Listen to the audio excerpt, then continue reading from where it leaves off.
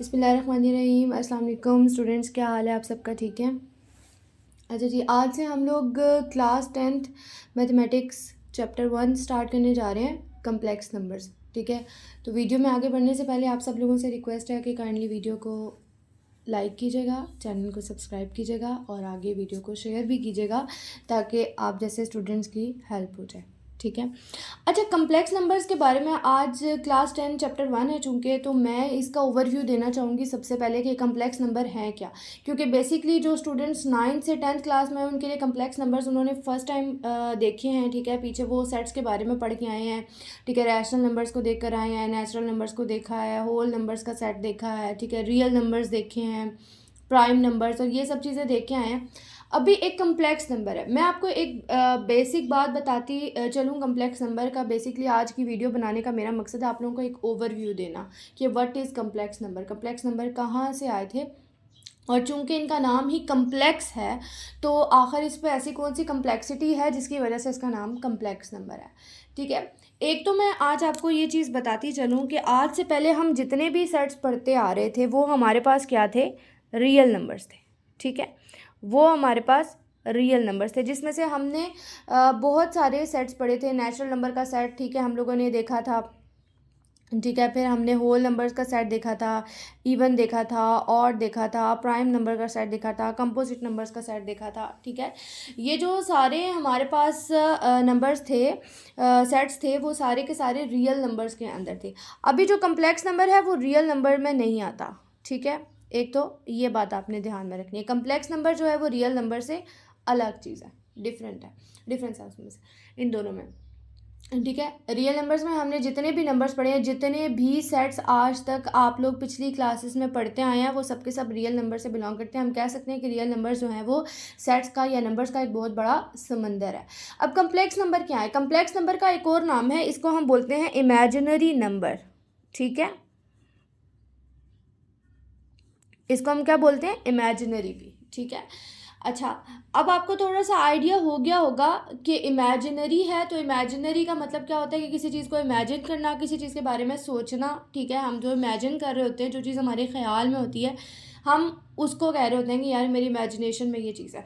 अब यहाँ पे भी ये नंबर है लेकिन इमेजिनरी है। अब ये नंबर हमारे पास निकला कैसे था, आया किस तरह से था, हम सब पढ़ के आए हैं। आप सब अपनी क्लासेस में 4 क्लास से आप लोग स्क्वायर रूट्स सॉल्व करते आए हैं और 8 क्लास तक आप लोग स्क्वायर रूट सॉल्व करके आए हैं। ठीक है, हर जो है ना मैथ्स की बुक में आपका मस्ट एक चैप्टर होता है जो स्क्वायर रूट्स अंडर रूट्स के साथ जो है वो बिलोंग करता है। ठीक है, इवन आपने 9th क्लास में भी जो आपका चैप्टर 1 था मैथमेटिक्स का, उसमें भी आपने यही चीज़ की है, अंडर रूट्स को सॉल्व किए हैं, पावर्स को सॉल्व किया है। ठीक है, आप सबने आप किया है वो, तो आपको पता होगा कि जितने भी स्क्वायर रूट्स आपने सॉल्व किए हैं वो सब के सब पॉजिटिव नंबर्स के होते थे। जैसे फॉर एग्जांपल 64 है तो ये 8 होता था हमारे पास। ठीक है, अगर 121 है तो ये हमारे पास 11 होता था। और भी बहुत सारे होते हैं जो सॉल्व नहीं हो सकते, जैसे फॉर एग्जांपल अगर 224 आ जाए तो इसको हमें सॉल्व करना पड़ेगा कि ये किसके इक्वल होगा। ठीक है, इसमें हमें स्क्वायर रूट कैलकुलेटर से भी हम डायरेक्टली फाइंड आउट कर सकते हैं, या फिर उसके अलावा जो है वो हम लोग एलसीएम मेथड, फैक्टराइजेशन मेथड, बहुत सारी चीज़ें मतलब कर सकते हैं। ठीक है, एलसीएम मेथड से हम उसके निकाल सकते हैं कि ये किसके इक्वल होगा। सही है, अभी हम बात करने जा रहे हैं इमेजिनरी नंबर की। ठीक है, तो हम वापस उसी चीज़ को कहते हैं। इमेजिनरी नंबर बेसिकली निकला ऐसे था कि अगर कोई नेगेटिव नंबर है और उसका हमारे पास स्क्वायर रूट आ गया, जैसे फॉर एग्जांपल -3 है, इसका हमारे पास स्क्वायर रूट आ गया। हुआ कुछ यूँ था कि कुछ साइंटिस्ट काम कर रहे थे उसके ऊपर। ठीक है, तो उनके पास एक इक्वेशन आ गई, x² + 1 = 0। अब क्वाड्रेटिक इक्वेशन है। ठीक है, एक तरह से देखा जाए तो ये क्वाड्रेटिक इक्वेशन है। अब इसको सॉल्व करने का तरीका क्या है कि x² = -1, और दोनों साइड्स पर जब हम स्क्वायर रूट अप्लाई करेंगे, ठीक है, तो यहाँ से बच जाएगा स्क्वायर रूट ऑफ -1।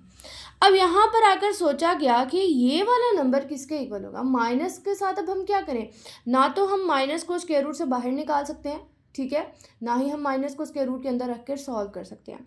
तो वहाँ पर जो है वो सोचा गया था इसके हवाले से, वहाँ से फिर इसके ऊपर काम किया गया, इसके ऊपर वर्किंग की गई। ठीक है, उसके बाद इस नंबर को क्या कहा गया, आयोटा। ठीक है, ये नंबर हमारे पास किसके इक्वल होता है, आयोटा के, जो कि अभी आप लोग कम्प्लेक्स नंबर्स में पढ़ने वाले हैं। आयोटा आयोटा आयोटा आयोटा की गिरदान करने वाले हैं, पूरे चैप्टर में आपका यही काम चलना है। ये आई होता है, थोड़ा सा इटैलिकली हम लोग इसको लिखते हैं, ठीक है। तो क्या होता है कि हम इसको बोलते क्या है, आयोटा, सही है। और ये आयोटा हमारे पास किसके इक्वल होता है, स्क्वायर रूट ऑफ -1। लेकिन यहाँ पर एक और चीज़ आपको बताती चलूँ कि जब आपने क्वेश्चन सॉल्व करने हैं तो जब आप दोबारा फिर से यही वैल्यू लगाएंगे स्क्वायर रूट ऑफ -1, तो हम सॉल्व कैसे करेंगे, सोल्यूशन इसका कोई नहीं है हमारे पास सॉरी, सोल्यूशन इसका कोई नहीं है हमारे पास। हमने जस्ट इस वैल्यू को जो स्क्वायर रूट के अंदर नेगेटिव के साथ वैल्यू आई है उसको हमने बस आयोटा का नाम दे दिया है, ठीक है। हम इसे सॉल्व नहीं कर पाए, हमारे पास कोई सोल्यूशन नहीं निकला। अब क्या चीज़ हुई कि हमने एक और चीज़ कर दी कि अगर आयोटा हमारे पास स्क्वायर रूट ऑफ -1 है तो जो आयोटा स्क्वायर होगा वो हमारे पास -1 के इक्वल होगा। ऑब्वियस ही बात है, जब स्क्वायर जो है स्क्वायर अप्लाई होगा तो स्क्वायर और स्क्वायर रूट आपस में कैंसिल आउट हो जाएंगे। तो आयोटा स्क्वायर हमारे पास किसके इक्वल होगा, -1 के इक्वल, ठीक है। तो ये दो वैल्यूज़ जो हैं वो आप अपने चैप्टर्स में आगे इसको बहुत ज़्यादा यूज़ करेंगे, ठीक है। तो ये हमारे पास क्या है, एक इमेजिनरी नंबर है। अब फॉर एग्जांपल आपके पास अगर लिखा हुआ है स्क्वायर रूट ऑफ -5, ठीक है। अब -5 को कैसे सॉल्व करें, अब मैं भी जानती हूँ, आप भी जानते हैं, आप सब लोग जानते हैं कि 1 ऐसा नंबर है जिसको हम लोग कहते हैं कि मल्टीप्लिकेटिव आइडेंटिटी है, ठीक है। 9 क्लास में चैप्टर 1 में हम बहुत सारी आइडेंटिटीज़ को पढ़ के आए हैं, प्रॉपर्टीज़ को पढ़ के आए हैं। वहाँ पर हमने देखा था कि मल्टीप्लिकेटिव आइडेंटिटी हमारे पास क्या होती है, 1 होती है। मल्टीप्लिकेटिव आइडेंटिटी का मतलब है कि ऐसा नंबर कि जो किसी भी नंबर से मल्टीप्लाई होगा तो वापस वही नंबर रहेगा, उस नंबर के ऊपर कोई फ़र्क नहीं पड़ेगा, ठीक है। तो 1 हमारे पास क्या होता है, मल्टीप्लिकेटिव आइडेंटिटी। और 0 हमारे पास क्या होती है, एडिटिव आइडेंटिटी के 0 किसी भी नंबर में ऐड हो जाएगा तो वो नंबर वही रहेगा, उस नंबर को कोई फ़र्क नहीं पड़ेगा। तो यहाँ पर मैं इसको इस तरह से लिख सकती हूँ, ये जो मेरे पास -5 लिखा हुआ है इसको मैं ऐसे लिख लूँ कि अगर -1 मल्टीप्लाइड बाय 5, ठीक है। फिर मैं इसको ऐसे लिख दूँ कि -1 के ऊपर जो स्क्वायर रूट है वो मैं अलग कर लूँ और 5 के ऊपर जो स्क्वायर रूट है उसको मैं अलग कर लूँ। अब ये चीज़ मेरे पास आयोटा हो गई और ये मेरे पास क्या हो गया, स्क्वायर रूट 5। तो अब ये किस में कन्वर्ट हो गया, पॉजिटिव नंबर में कन्वर्ट हो गया, ठीक है। अब स्क्वायर रूट 5 का कैलकुलेटर से हम स्क्वायर रूट जो है वो फाइंड आउट कर सकते हैं कि 5 का स्क्वायर रूट क्या है। तो हम इसको कैसे लिख सकेंगे, हम इसे लिखेंगे स्क्वायर रूट 5 आयोटा। तो स्क्वायर रूट -5 हमारे पास किसके इक्वल आ गया, स्क्वायर रूट 5 आयोटा के, ठीक है। सिमिलरली अगर आपके पास है कि माइनस इंटू -13 है फॉर एग्जांपल, ठीक है। अब एक बाहर भी माइनस है आपके पास, तो बाहर वाला माइनस उसी तरीके से चलता रहेगा, उसके ऊपर कोई इफेक्ट नहीं पड़ेगा। अंदर सिमिलरली -1 हो जाएगा, वो आपके पास आयोटा के इक्वल हो जाएगा, तो अंदर आपके पास आ जाएगा 13 आयोटा, ठीक है। -1 को आपने क्या लिखा, आयोटा लिख दिया, ठीक है।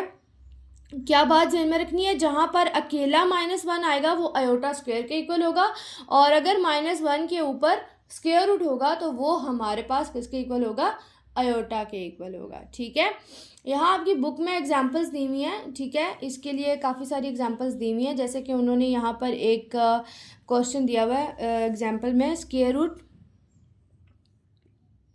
-5 मल्टीप्लाइड बाय स्क्वायर रूट -20, ठीक है। अब दोनों जो स्क्वायर रूट्स हैं ना वो नेगेटिव हैं, ठीक है।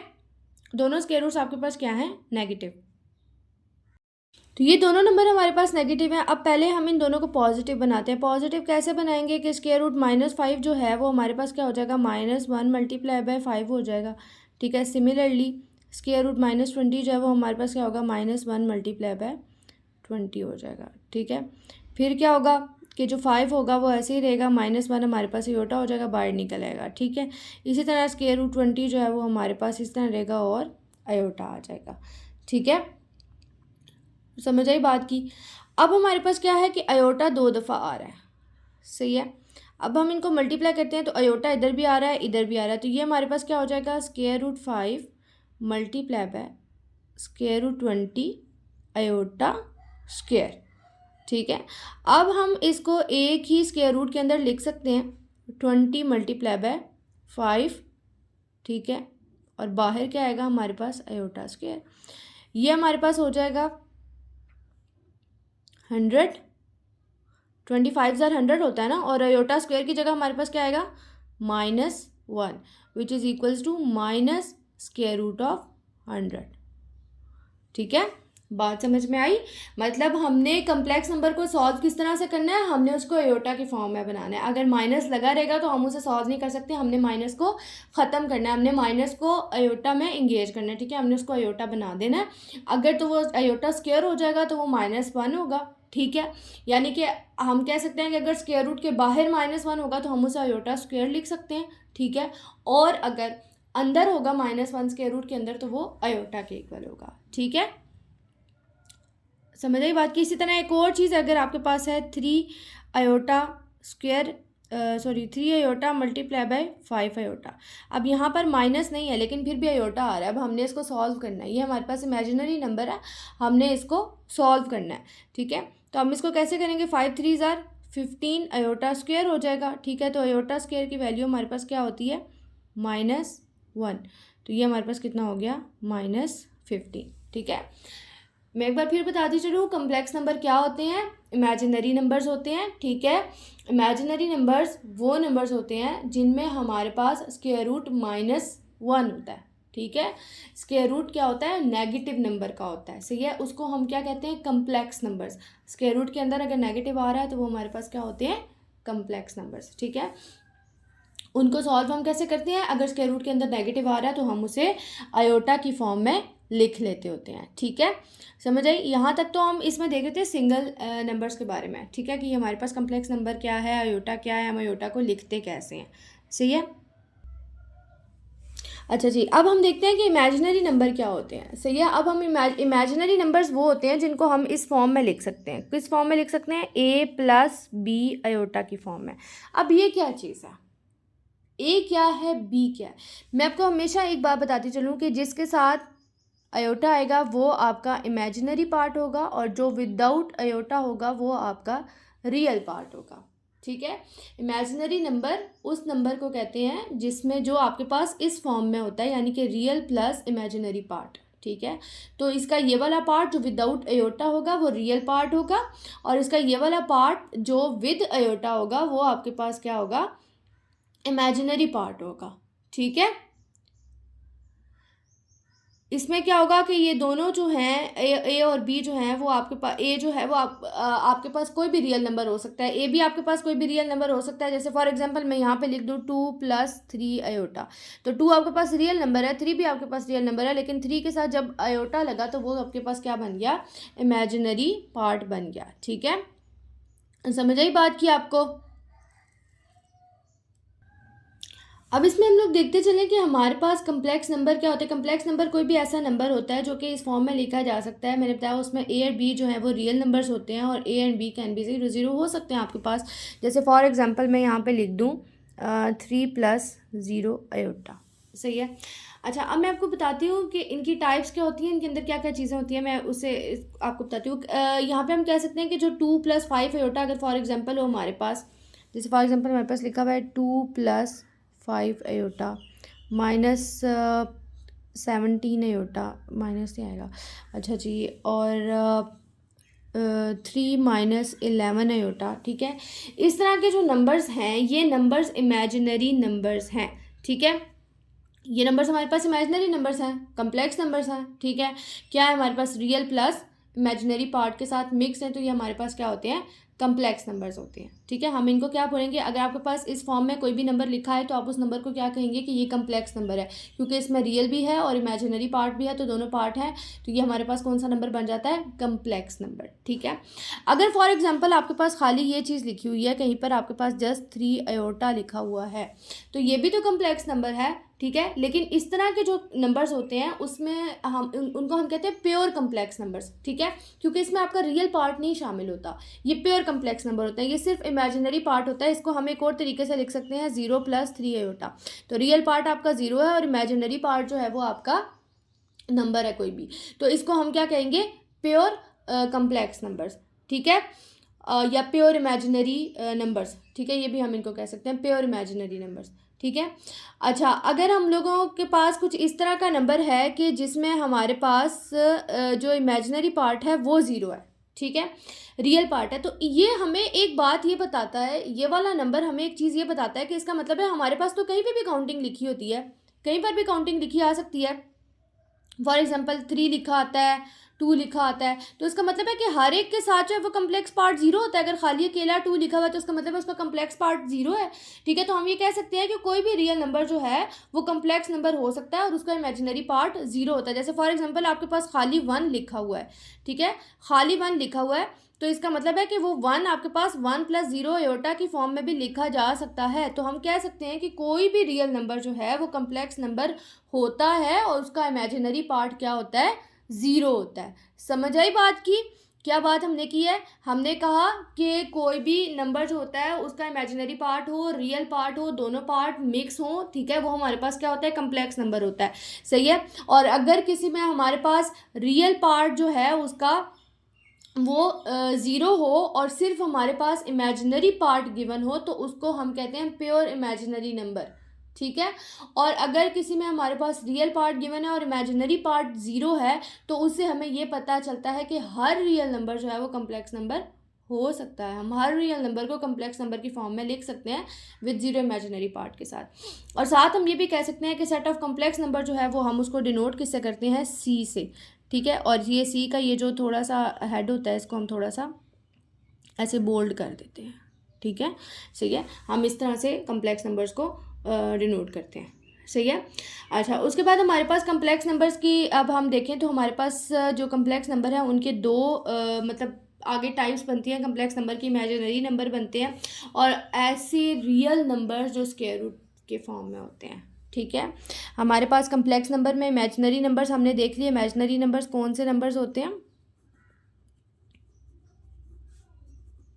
इमेजिनरी नंबर्स ऐसे नंबर्स होते हैं जो हम लोग इस फॉर्म में लिख सकते हैं, जैसे 7 - 3 आयोटा, 2 - ½ आयोटा, ठीक है, इस तरह लिख सकते हैं, या 4 आयोटा। इस तरह के जो नंबर्स होते हैं वो हमारे पास इमेजिनरी नंबर्स होते हैं। और ऐसे कम्प्लेक्स नंबर्स, ठीक है, जो कि रियल नंबर्स होते हैं, ऐसे कम्प्लेक्स नंबर जो रियल नंबर्स हैं, कैसे? जैसे कि मैंने बताया कि ये मतलब अगर मैं लिख दूँ यहाँ पे -4 तो ये लिखने में तो ये रियल नंबर है लेकिन मैं इसको लिख सकती हूँ कम्प्लेक्स नंबर की फॉर्म में, -4 + 0 आयोटा। मैं इसको कम्प्लेक्स नंबर बना सकती हूँ ना, इसका इमेजिनरी पार्ट ज़ीरो है, मैं अगर ज़ीरो पार्ट बना दूँ तो ये मेरे पास कम्प्लेक्स नंबर बन सकता है, ठीक है। तो क्या हुआ कि कम्प्लेक्स नंबर, ऐसे कम्प्लेक्स नंबर जो हमारे पास रियल नंबर्स के फॉर्म में आता है, जैसे यहाँ पर अगर हमारे पास हो जाए √5 हो जाए, ठीक है, तो ये हम इसको लिख सकते हैं √5 + 0 आयोटा, ठीक है। तो ये हमारे पास कम्प्लेक्स नंबर बन गया, ठीक है। अब इमेजिनरी नंबर्स के अंदर हमारे पास प्योर इमेजिनरी नंबर्स भी होते हैं और कम्प्लेक्स नंबर्स भी होते हैं। मैंने अभी बताया कि जो हमारे पास प्योर इमेजिनरी नंबर्स होते हैं वो कौन से होते हैं? प्योर इमेजिनरी नंबर्स हमारे पास वो होते हैं जैसे हमारे पास लिखा हुआ है 4 आयोटा, 2 आयोटा, 7 आयोटा, 11 आयोटा, इस तरह की फॉर्म में जो भी लिखे हुए हैं, ठीक है। जैसे कि हमारे पास 1/3 आयोटा, ये हमारे पास प्योर इमेजिनरी नंबर्स होते हैं, ठीक है। और हमारे पास जो होते हैं क्या उसे कहते हैं, कम्प्लेक्स नंबर्स, वो हमारे पास कौन से होते हैं? जो हमने ऊपर देखा कि जो इस फॉर्म में लिखे जा सकते हैं, जैसे -3 + 7 आयोटा, 2 + 11 आयोटा, ठीक है, 5 माइनस, या फिर हम कह सकते हैं हाँ 5 - 3 आयोटा, ठीक है। इस तरह से हम लोग, ये हमारे पास क्या होते हैं, कम्प्लेक्स नंबर्स, ठीक है। उसके अलावा ये वाले जो नंबर्स होते हैं ना, जिसमें हम लोग रियल नंबर्स होते हैं और रियल को हम कम्प्लेक्स बना रहे हैं, ये रियल नंबर दिया हुआ है हमें -4, इसको हम कम्प्लेक्स बना रहे हैं, इसके साथ मैंने 0 आयोटा ऐड करके इसको मैंने कम्प्लेक्स बनाया, ठीक है। तो मैं इसके अंदर मेरे पास दो किस्म की टाइप्स आती हैं, इर्रेशनल नंबर्स और रैशनल नंबर्स, ठीक है। इर्रेशनल नंबर्स आपने बेसिक क्लासेस में पढ़ा होगा, मैं आपको फिर बताती चलूँ। Irrational numbers are those numbers which can not be written in the form of p/q, ठीक है, जो कि p/q की फॉर्म में नहीं लिखे जा सकते, वो हमारे पास क्या होते हैं, इर्रेशनल नंबर्स होते हैं। या फिर दूसरे लफ्ज़ों में हम ये कह सकते हैं कि ऐसे नंबर जिनके स्क्वायर रूट हम सॉल्व नहीं कर पाते, जिनके स्क्वायर रूट सॉल्व नहीं होते, जैसे कि हमारे पास √2 होता है, √7 होता है, ये हमारे पास क्या होते हैं, इर्रेशनल नंबर्स होते हैं, ठीक है, ये हमारे पास इर्रेशनल नंबर्स होते हैं। और रैशनल्स आपको पता है कि वो नंबर्स होते हैं जो हम लोग लिख सकते हैं। रैशनल नंबर्स कौन से होते हैं? जो हम लोग फ्रैक्शन में लिख सकते हैं, जैसे 2/3 में लिख दिया, ठीक है, जैसे -19 लिख दिया, 4/7 लिख दिया, ठीक है। इस तरह के जो नंबर्स होते हैं वो हमारे पास रैशनल नंबर्स होते हैं। मैं यहाँ पे आपको रैशनल नंबर्स की दोबारा डेफिनेशन बता देती हूँ कि rational numbers are those numbers, rational numbers are those numbers which can be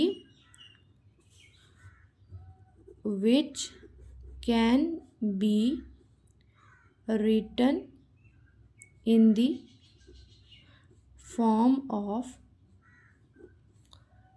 p by q, ठीक है, where q is not equals to 0, क्योंकि हमें पता है कि अगर किसी नंबर के डिनोमिनेटर में 0 आ जाता है तो वो इन्फिनिटी बन जाता है, ठीक है।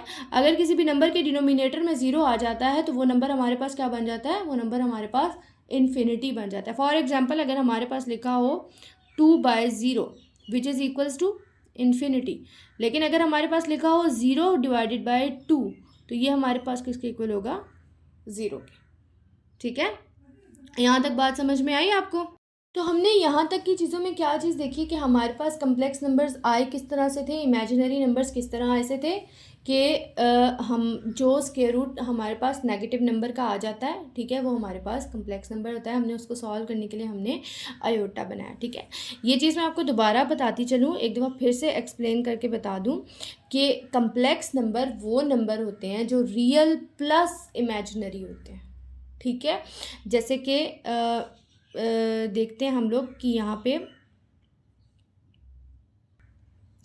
देखिए हमारे पास कोई नंबर इस फॉर्म में लिखा हुआ है 3 + 5 आयोटा, तो इसको मैं क्या कहूँगी कि ये मेरे पास कौन सा नंबर है? कम्प्लेक्स नंबर है, ठीक है। ये मेरे पास कौन सा नंबर है? Complex number. तो ये हमारे पास कौन से होते हैं? कम्प्लेक्स नंबर्स, ठीक है। यही चीज़ अगर मेरे पास खाली इस फॉर्म में लिखी हुई है 11 आयोटा, या फिर मेरे पास लिखा हुआ है -1/3 आयोटा, इसको मैं क्या कहूँगी? इसको मैं कहूँगी प्योर इमेजिनरी नंबर, ठीक है, प्योर इमेजिनरी नंबर। समझ आई बात की? क्यों कहूँगी? क्योंकि इसमें रियल पार्ट नहीं है, इसमें सिर्फ इमेजिनरी पार्ट है, तो मैं इसे क्या कहूँगी? Pure imaginary. Real plus imaginary हमारे पास कम्प्लेक्स नंबर होता है, खाली इमेजिनरी हमारे पास प्योर इमेजिनरी नंबर होता है, ठीक है। फिर हमने बात की थी कम्प्लेक्स नंबर्स के अंदर कि हर रियल नंबर भी कम्प्लेक्स नंबर होता है, सही है। तो मैं अगर मेरे पास एक रियल नंबर लिखा हुआ है 7 और मैं इसके अंदर इमेजिनरी पार्ट ऐड कर देती हूँ 0 आयोटा, तो ये मेरे पास कम्प्लेक्स नंबर बन गया। इसका मतलब है हर रियल नंबर कम्प्लेक्स नंबर बन सकता है, ठीक है। ये बहुत इंपॉर्टेंट की फैक्ट्स हैं जो मैं बार बार रिवाइज कर रही हूँ, इसीलिए रिवाइज कर रही हूँ क्योंकि ये याद होने चाहिए, ठीक है। ये ऐसे की फैक्ट्स हैं, ये ऐसे कॉन्सेप्ट्स हैं कि अगर ये याद होंगे तो ये कभी भूलेंगे नहीं, सही है। ये प्रैक्टिस रहेगी इनकी, ये चीज़ें जहन में रहेंगी तो हमें पता होगा कि कोई भी रियल नंबर जो है वो इमेजिनरी नंबर बन सकता है विद 0 इमेजिनरी पार्ट। हम उसके साथ लिख दें उसका इमेजिनरी पार्ट 0 है तो हमारे पास कम्प्लेक्स नंबर बन जाता है, सही है, ठीक है। ये बात, उसके बाद हमने बात की थी इर्रेशनल नंबर्स और रैशनल नंबर्स की, ठीक है। तो रैशनल नंबर्स हमारे पास कौन से होते हैं? जैसे कि जिनका स्क्वायर रूट सॉल्व नहीं होता ना, वो हमारे पास इर्रेशनल नंबर रहते हैं। √2, √5, √7, √3, ठीक है। आप गूगल पे सर्च भी कर सकते हैं कि ये हमारे पास इर्रेशनल नंबर है। हम आगे प्रूफ भी करेंगे कि √2 इज़ एन इर्रेशनल नंबर, ठीक है। ये इंपॉर्टेंट क्वेश्चन है, इसका प्रूफ भी पेपर में आता होता है कि प्रूफ करेंगे √2 एक इर्रेशनल नंबर है, ठीक है। तो ये इस तरह के जो नंबर्स हैं वो हमारे पास इर्रेशनल नंबर्स हैं, ठीक है। तो हम इनको कह सकते हैं कि ये भी इमेजिनरी नंबर्स बन सकते हैं। कैसे बन सकते हैं कि अगर हम √2 के साथ 0 आयोटा ऐड कर दें, या नहीं भी ऐड करते तो हम इसको प्रूफ करते हैं, हम इसको सॉल्व करते हैं, एंड पे हम आंसर बताते हैं कि ये हमारे पास जो है वो इमेजिनरी नंबर है। आगे हम इसका प्रूफ करेंगे, ठीक है।